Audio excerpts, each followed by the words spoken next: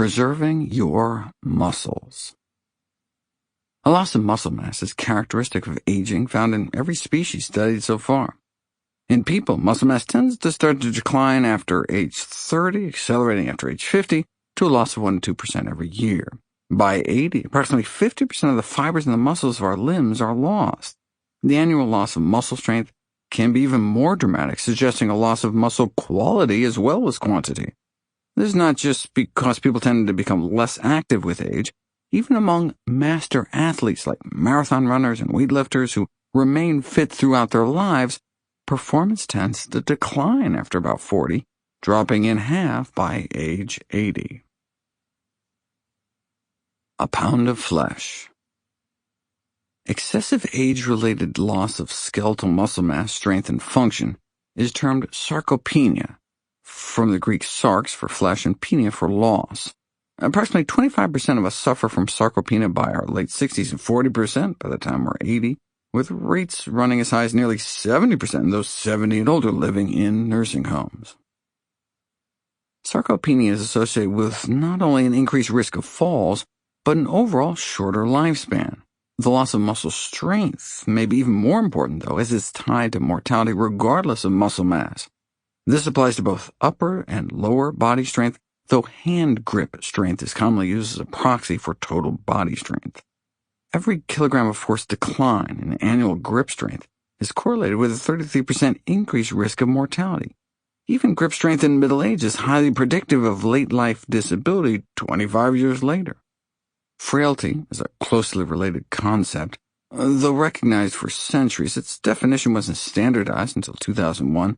Frailty is defined as having at least 3 of the following 5 criteria: weakness, as measured by grip strength; unintentional weight loss of 10 pounds or 5% of body weight in the past year; exhaustion, self-reported; slow walking speed, based on the time to walk 15 feet; and low physical activity.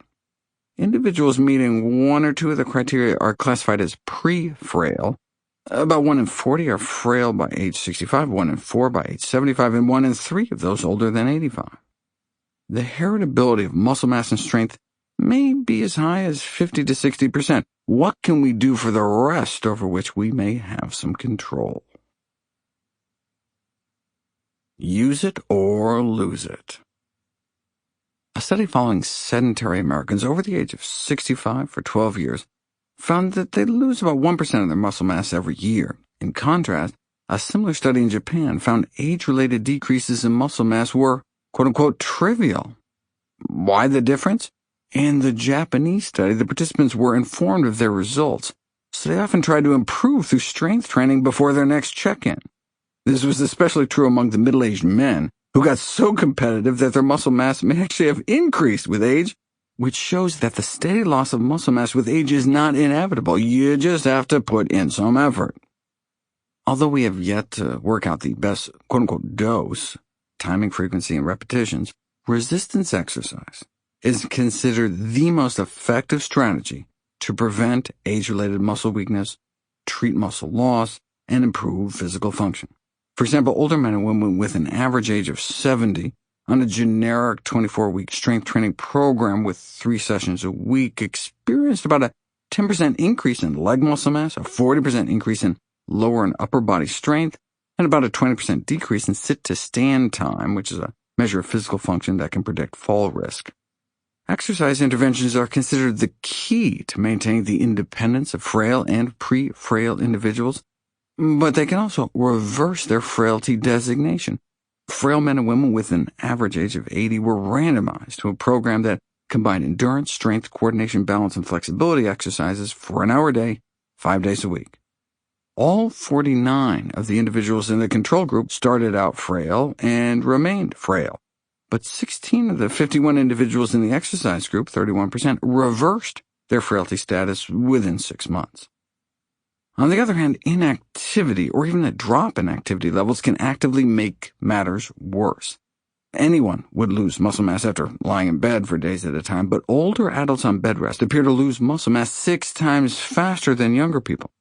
Within just 10 days of being on bed rest, older study subjects, average age 67, lost 2 pounds of lean leg mass, which is more than younger subjects, average age 38, lost an entire month of bed rest. Immobilizing one leg and a knee brace for 4 days caused a similar drop, about 10%, in muscle strength in young and old individuals, but a week later, the strength of the subjects in their 20s was fully recovered, whereas the strength of those in their 60s still remained relatively impaired. This helps explain why 30 to 60% of elderly patients may lose some independence in basic activities of daily living in the course of a single hospital stay.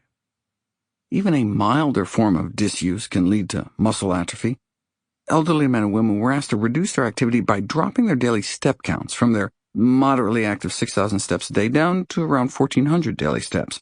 Within just 2 weeks, they lost about 4% of the lean mass in their legs, about 1.3 pounds. The investigators concluded that, quote, this superficially benign intervention of simply reducing daily steps demonstrates just how deleterious a period of inactivity can be for older persons, unquote. This is especially worrisome given that older adults have such difficulty, even with heavy strength training, to recover muscle losses due to disuse and neglect. Use it or lose it, sometimes for good. Defueling the flames. In the step reduction study, the decline in activity was accompanied by an increase in markers of inflammation. For example, researchers found a 25% rise in the subject's C-reactive protein levels within 2 weeks of reducing their step counts. The muscle wasting in cancer is mediated by inflammation. What about the muscle wasting of aging? Those suffering from sarcopenia, pre-frailty, and frailty do indeed tend to have higher levels of systemic inflammatory markers, such as C-reactive protein, which are independently associated with lower muscle mass and diminished upper and lower body strength. This has led to suggestions that anti-inflammatory diets may help. Meta-analyses of observational studies, including a representative sample of the U.S. population, have found up to twice the odds of sarcopenia and frailty for those eating more pro-inflammatory diets.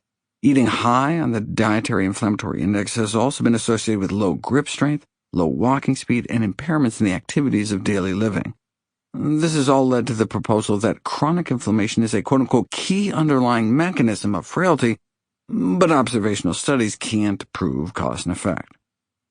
An inflammatory trigger would help explain why saturated fat, the single most pro-inflammatory component of the dietary inflammatory index, is associated with greater risk of sarcopenia compared to those getting about 8% of their calories from saturated fat, which meets the U.S. federal recommendations of less than 10%, but exceeds the American Heart Association's advice to stay below 6%. Those getting twice that much, 16%, lost the amount of lean mass that you generally see with 10 years of aging. This may help explain why the leg muscles of CrossFit trainees eating a ketogenic diet may shrink as much as 8%. However, a more likely explanation is that without enough of the preferred fuel, carbohydrate, their bodies started burning their own protein. What about all the protein they were eating, though? Human protein requirements. In my video c.nf/protein history, I traced the saga of enthusiasm for protein in the nutrition world peaking with what was called the Great Protein Fiasco, followed by a massive downward recalculation of human protein requirements by the 1970s. To this day, however, some still obsess about protein. For example, those promoting Paleolithic diets try to make the case for protein from an evolutionary perspective. One food, however, has been fine-tuned over millions of years to contain the perfect amount of protein just for us, human breast milk, which may actually have the lowest protein concentration compared to any other animal in the world at less than 1% protein by weight. This is one of the reasons why dairy milk can be so dangerous for babies. Although the protein content in breast milk has been described as quote-unquote extremely low, it's exactly where it needs to be, at the natural, normal level for our species. The quote-unquote low protein level in human breast milk, about 6% of calories, doesn't mean that's all that adults need. At that level, elderly individuals would not be able to maintain their muscle mass. Adults can weigh 10 times more than infants, but we only eat about 4 or 5 times more than babies do, so our food needs to be more concentrated in protein. And nevertheless, people tend to get about twice as much as they need. The recommended dietary allowance, the RDA, is 0.8 grams of protein per kilogram of body weight per day for all adults regardless of age, which is about your ideal weight in pounds multiplied by 4 and then divided by 10. So someone whose ideal weight is 100 pounds may require about 40 grams of protein a day. On average, they probably only need about 30 daily grams of protein, which is 0.66 grams per kilogram, but we round it up to 0.8 grams because everyone's different and we want to capture most of the bell curve. As I'll explain later in the protein restriction chapter, people may be more likely to suffer from protein excess than protein deficiency. Some advocate for protein intake for older individuals in excess of the official recommendations. Among them, not surprisingly, are consultants for the National Cattlemen's Beef Association and members of the Whey Protein Advisory Panel for the National Dairy Council. They argue that age-related muscle loss may be the consequence of so-called anabolic resistance among the elderly, a diminished muscle-building response to weight training or protein intake, but most studies have failed to detect such a phenomenon. Indeed, the most comprehensive study on the protein needs of healthy adults found no difference in protein requirements with age, and authorities in the United States, the EU, and globally agree. However, just because the elderly don't require more protein doesn't necessarily mean they wouldn't benefit from more. What about unhealthy adults already suffering from frailty or sarcopenia? Does extra protein increase muscle mass or strength? I do a deep dive in c.nf/muscle protein, but basically, when all the studies on protein or amino acid supplementation for older men and women were put together, overall, there was no significant improvement in lean body mass or upper or lower body muscle strength. Even the term quote-unquote lean body mass can be misleading, because high protein intake alone can cause liver and kidney swelling. An increase in total body lean mass may just be a reflection of quote-unquote increased visceral organ size or water retention. In older adults, extra protein or essential amino acid supplementation appears to have little or no effect on muscle mass, strength, or performance when taken alone or added to an exercise regimen. What about in those who really need it, sarcopenic, pre-frail, or frail individuals? One of the first things doled out by doctors is a quote-unquote nutrition shake like Ensure, typically an ultra-processed sugary mess of corn syrup, oil, and protein concentrates, often laced with artificial colors, flavors, and sweeteners. Though big pharma giants like Abbott Laboratories, makers of Ensure, spend millions of dollars a year in lobbying and campaign contributions to help make these products medicine's go-to choice, a systematic review and meta-analysis of randomized clinical trials on such drinks for the management of frailty published in 2021 found no discernible benefit for any measured outcomes: muscle mass, muscle strength, muscle function, frailty status, cognitive function, or mortality. Researchers have been trying to find effective ways to treat sarcopenia for decades, and so far only resistance exercise has consistently yielded benefits. One of the largest and most rigorous studies to treat pre-frail and frail adults was published in 2021. Hundreds were enrolled to test the effects of leucine, whey protein, soy protein, creatine, and a combination of creatine and whey versus a placebo-controlled cornstarch in the context of a 16-week resistance training program. The strength training itself worked, increasing muscle mass and function, but everything else flopped. No added benefit to frail or pre-frail individuals taking any of those supplements compared to taking the cornstarch placebo. In harm's way. I was surprised that neither milk nor milk protein was able to bulk up people more. After all, milk is naturally designed to put a few hundred pounds on a baby calf within just a few months. Of all proteins, the milk protein whey stimulates the greatest response in terms of short-term muscle protein synthesis, likely due to its high concentration of leucine, the amino acid that triggers mTOR. If you remember from before, that's the enzyme that accelerates growth, but may also accelerate aging. Straight leucine supplements also fail to add muscle. If leucine stimulates muscle protein synthesis, why doesn't this translate into greater muscle mass? Muscle tissue is in constant flux every day. Our entire musculature undergoes about a 2% turnover rate. Giving people a bolus of specially tagged protein, researchers are able to follow it throughout the body. About 10% of it gets sucked away in our muscles within hours of consumption. In other words, we are what we just ate. Surprisingly, though, there's no correlation between these acute changes in muscle protein creation and long-term changes in muscle mass as verified by MRI scans. We used to think protein timing was important and that there was a narrow window of opportunity right after exercising to boost muscle growth, but again, the short-term measures don't predict long-term results. Instead, strength training appears to increase overall muscle protein-making capacity for whenever the protein is available.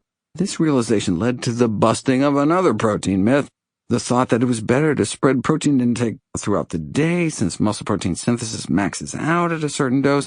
If anything, when actually put to the test, the opposite result was found.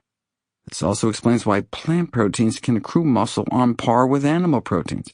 For example, even though the acute muscle protein synthesis to whey protein is greater than soy protein in the immediate hours after consumption, the accretion of muscle mass and strength is the same.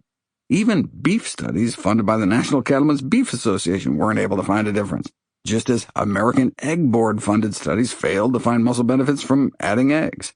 However, Just Egg, a plant-based egg patty made out of mung beans, did seem to improve muscle strength, at least in what appeared to be a post-hoc analysis of an 8-week randomized controlled trial.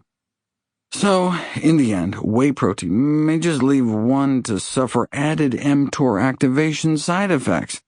Superficially, this includes the acne endured by whey supplementing athletes and bodybuilders. More importantly, dermatologists editorialize that restricting dairy could help, quote, prevent more serious mTOR-driven diseases of civilization like obesity, diabetes, and cancer, unquote.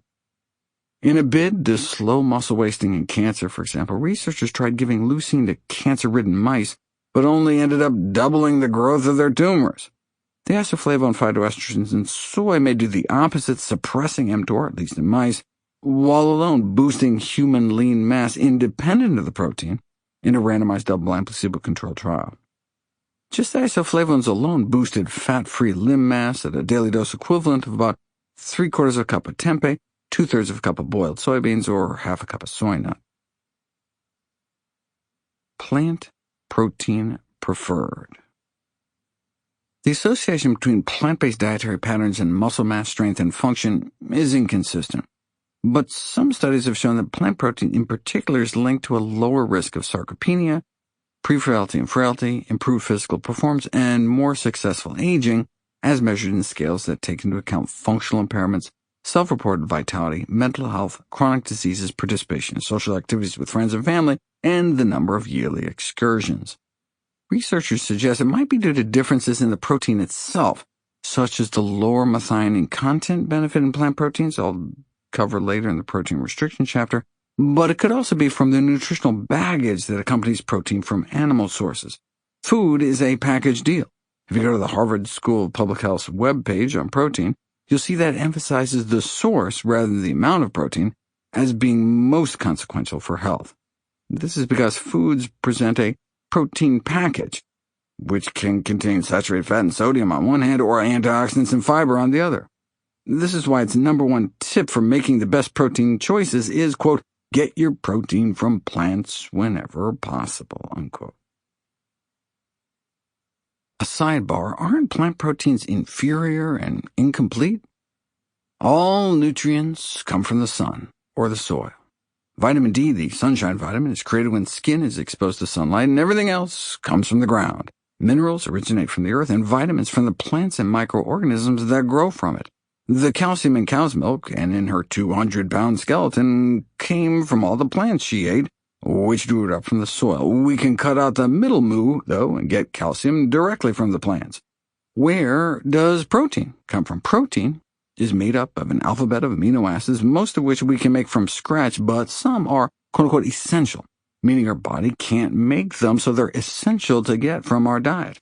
But other animals don't make them either. All essential amino acids originate from plants and microbes, and all plant proteins have all the essential amino acids. The only truly quote-unquote incomplete protein in the food supply is gelatin or collagen, which is missing the amino acid tryptophan, so the only protein source you couldn't live on is Jell-O. Those eating strictly plant-based diets average about 20% more protein than the recommended daily allowance. Those who don't know where to get protein on a plant-based diet don't know beans. Legumes, like beans, split peas, chickpeas, and lentils, are the protein superstars of the plant kingdom. But protein is found in all whole plant foods to varying degrees. That's protein quantity, though. What about protein quality? The concept that plant protein was inferior to animal protein arose from studies performed on rodents more than a century ago. Scientists found that infant rats don't grow as well on plants. However, infant rats don't grow as well on human breast milk either. Does that mean we shouldn't breastfeed our babies? Of course not. Rat milk has 10 times more protein than human milk because baby rats grow about 10 times faster than baby humans. It's true that some plant proteins are relatively low in certain essential amino acids. So almost 50 years ago, the myth of quote-unquote protein combining came into vogue, literally, in the February 1975 issue of Vogue magazine. As I detail in c.nf/combining, this fallacy was refuted decades ago. Outdated concerns about plant protein digestibility have also been effectively debunked based on updated human data. We know from muscle biopsies, DEXA scans, ultrasound imaging, and strength testing that both vegans and omnivores have comparable muscle gains in response to resistance exercise. Antioxidants for age-related muscle loss? Antioxidants could be one muscle-preserving component of the plant protein package. Oxidative stress is suggested to play a central role in the onset of sarcopenia. For example, mice missing a main antioxidant enzyme suffer a dramatic acceleration of age-related muscle loss, and some epidemiological studies have tied higher antioxidant intake with increased grip strength and faster walking speed. Human muscles are certainly highly responsive to vitamin C intake. Even half a kiwi fruit can triple muscle concentrations. That's where an estimated 2/3 of our body's vitamin C is pooled. Vitamin C is necessary as an enzyme cofactor for the synthesis of both collagen and carnitine, and thereby plays a key role in muscle structure and function. However, the observational data relating vitamin C intake and/or blood levels with muscle outcomes are mixed. 3 of the 5 studies on vitamin C and muscle mass measures, including the largest one, found a protective association, while the other 2 studies found no association either way. The hand grip data are similarly split, though all 3 of the frailty studies found a protective association, but so did only 1 of 4 studies on vitamin C and the prevalence of sarcopenia. I couldn't find any interventional trials on treating frailty or sarcopenia with antioxidants, but there have been randomized controlled trials using vitamin C and/or vitamin E supplements to boost resistance training gains in lean mass, muscle strength, or performance over placebo, but they all universally failed. The more consequential component of the plant protein package may be fiber. Fiber for frailty. There seems to be a microbiome, quote-unquote, signature of frailty. Fecal samples from frail individuals show a striking lack of bacterial diversity, and in particular a deficit of fiber-eating good bacteria such as lactobacillus. Fecal transplant studies I feature in c.nf/muscle fiber peg it as a cause, just not a consequence of the condition, and interventional studies show that randomizing people to fiber-rich foods, prebiotics, or certain probiotics can improve performance. I conclude it's probably preferable to foster the growth of our own fiber feeders by feeding them fiber, which has the dual benefit of also cutting down on protein putrefaction toxins like indoctyl sulfate thought to play a role in muscle wasting. Caught off base. As we age, the ability of our kidneys to excrete acid declines. To buffer the acid, our kidneys produce the base ammonia from the amino acid glutamine, which it can effectively pull from our muscles.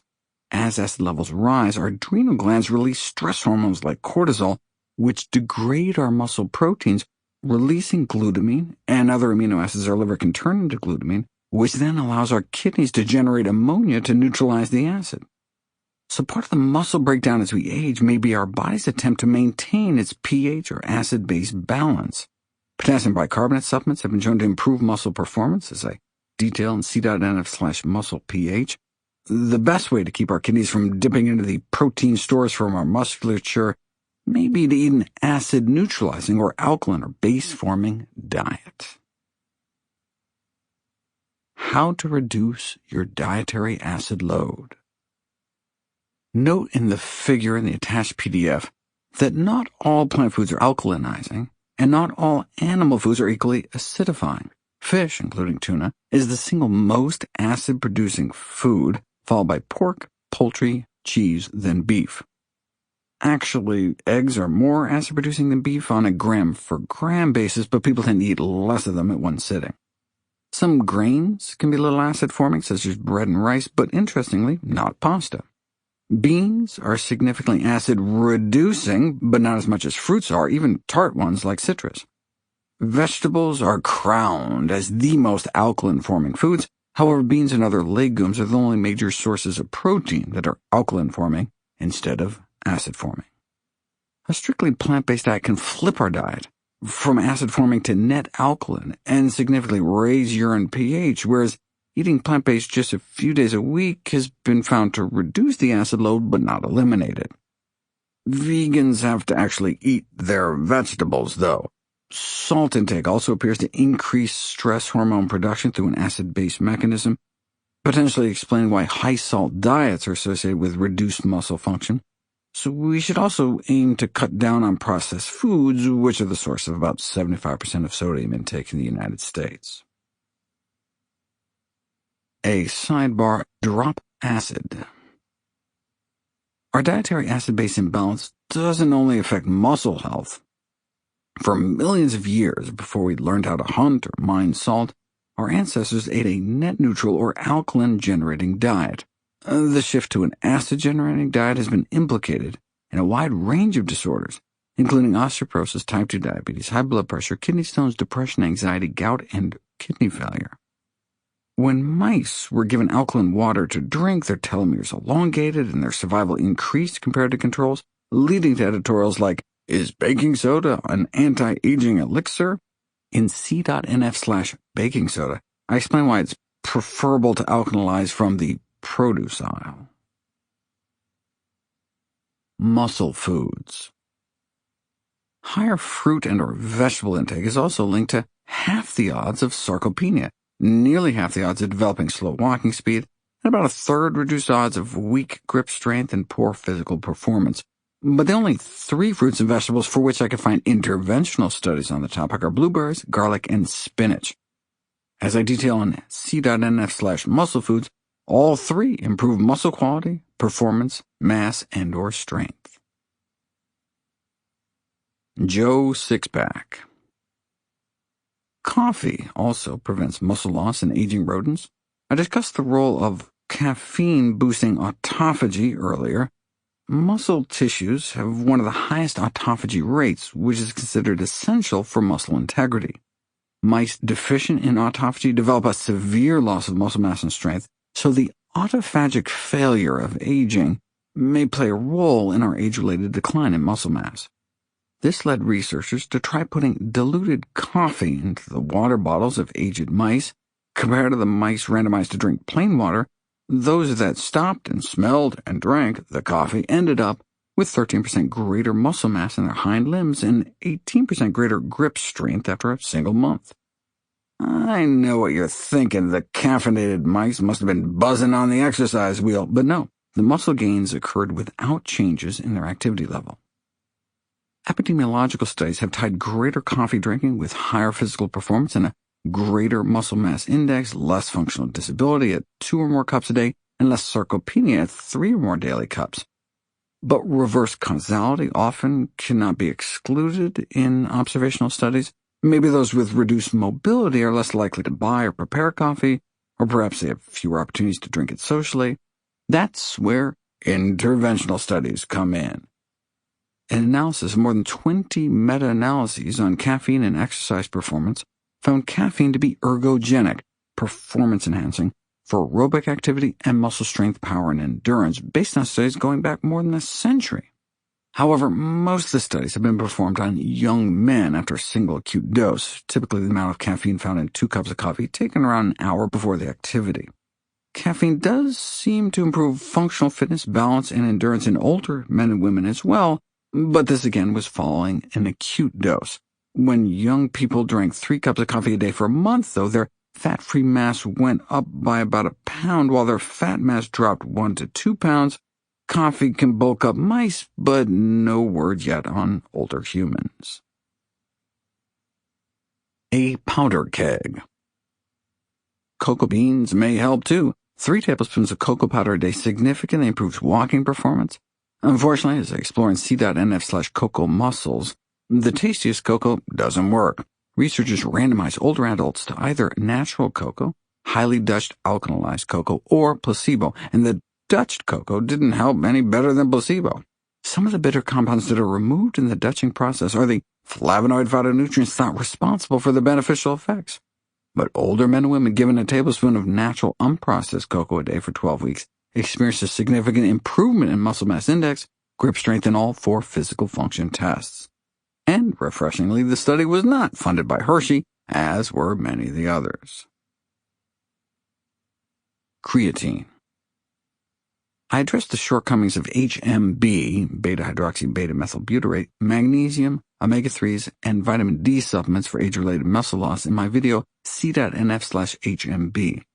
But there is a supplement that may help: creatine.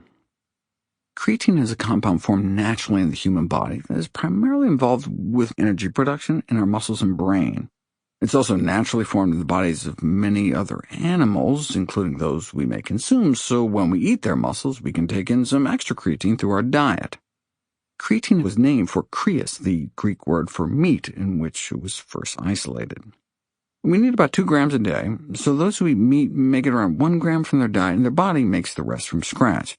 There are rare birth defects where you're born without the ability to make creatine, in which case you have to get it from diet. But otherwise, our body can make as much as we need to maintain normal concentrations in our muscles. When people cut out meat, the amount of creatine floating around their bloodstream goes down, but the amount in their brain remains the same because their brain just makes all the creatine it needs. The level in vegetarians' muscles is lower, but that doesn't seem to affect performance, as both vegetarians and meat eaters respond to creatine supplementation with similar increases in muscle power output. If the creatine in vegetarians' muscles was insufficient, then presumably it would have had an even bigger boost. So basically, when you eat meat, your body just doesn't have to make as much. If creatine muscle content dropped as we grew older, that might help explain age-related muscle loss, but that doesn't seem to be the case. Biopsies taken from the muscles of younger and older adults show no difference in creatine content. Still, if it improves performance, maybe more would help. According to the International Society of Sports Nutrition, creatine monohydrate is the single most effective ergogenic supplement available to athletes for increasing exercise capacity and lean body mass during training. It's no wonder surveys show that 70% or more of athletes have used creatine supplements. What can it do for older adults? Without exercise, nothing. Most studies on creatine supplementation alone show no benefits for muscle mass, strength, or performance. This makes sense given the mechanism. Creatine supplementation delays muscle fatigue, which enables people to work out longer and harder. It's that additional volume and intensity that leads to the muscle benefits. So creatine alone doesn't help, and creatine taken in the context of the same training that's carefully controlled and deliberately equalized doesn't help either. But when older people are allowed to exercise as much as they can, most studies on the prevention and treatment of sarcopenia with creatine supplementation show augmented lean mass, as it does in young adults. Adding 3 to 5 grams of creatine a day and 2 to 3 days of resistance training a week led to an additional 3 pounds of lean mass over an average duration of about 4 months. Some of this lean mass may be water weight, though, not muscle. Creatine causes water retention that can show up as lean mass, but compared to placebo, creatine combined with resistance exercise increases muscle strength as well, and the additional gains in mass and strength can persist at least 12 weeks after stopping the creatine in older adults, as long as the resistance training is maintained. A reason I never advocated for creatine supplementation in older adults for muscle preservation was that systematic reviews up to 2017 concluded that adding creatine to training increased muscle mass and strength, but this did not appear to translate to improved functioning. However, in 2019, an updated meta-analysis found a significant improvement over placebo in sit-to-stand test performance, which is a decent predictor of reduced falls risk. Again, this was only when accompanied by strength training. There have still been no consistent effects discovered for supplementation with creatine alone, so creatine should always be prescribed with a progressive strength training regimen. The Society on Sarcopenia, Cachexia, and Wasting Disease convened an expert panel who, despite the lack of long-term trials, suggest creatine be used for the management of sarcopenia. The recommended dose to achieve muscle saturation is 3 grams a day. Within a month, at that slow and steady rate, you achieve the same muscle levels as loading with 120 grams over a period of a week. Note, though, that for older adults, it takes at least 12 weeks of creatine supplement resistance training to see a significant additive effect. Recent evidence suggests that taking creatine after exercise might be slightly preferable to taking it before, but this has yet to be verified. Are there any side effects?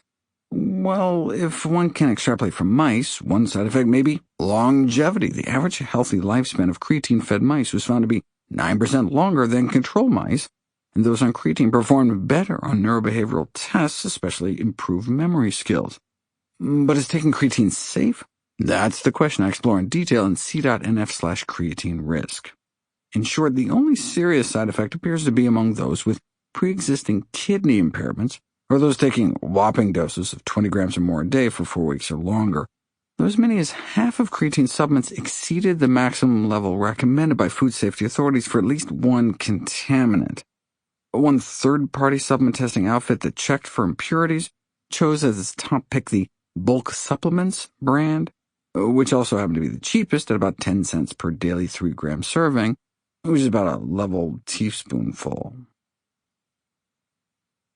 A sidebar on essential tremor. In How Not to Die, I extensively address Parkinson's since it's one of our leading killers, but the most common movement disorder is what's called essential tremor, affecting 1 in 25 adults over the age of 40 and up to 1 in 5 of those in their 90s. In addition to the potentially debilitating hand tremor, there can be other neurological manifestations including cognitive impairment, depression, sleeping problems. As I explore in c.nf/tremor, most of the attention has focused on a class of tremor-producing chemicals called beta-carboline alkaloids, a type of heterocyclic amine, the class of carcinogens that are formed in a high-temperature chemical reaction between some of the components of muscle tissue. For those reluctant to reduce their meat consumption, different marinades have been tested to reduce the formation of these compounds. Hibiscus extracts failed to alter levels, and red wine made things nearly 10 times worse, but a Caribbean marinade and a variety of berry extracts helped.